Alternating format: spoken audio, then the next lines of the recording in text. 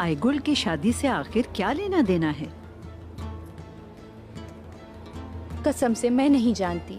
Bamsi साहब और गुंदूज साहब उनको बड़ी मुश्किल से रोक सके हैं। उन्हें सिर्फ वही कहा जो जरूरी था और उन्होंने जवाब दिया कि वो बहुत दूर चले गए हैं। उस्मान ने ऐसा क्या कहा कि उसने हद पार कर दी? आईगुल की आलिशार से शादी नहीं होने दूंगा।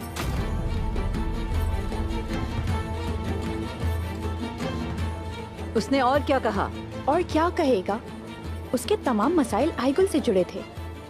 क्या मसला है उस्मान साहब को आईगुल के साथ? इस तमाम शोर के बाद दुंदार साहब भी चुप नहीं रहे। फिर उन्होंने एक ऐसा राज खोला जो किसी को नहीं पता था। मालूम ये हुआ कि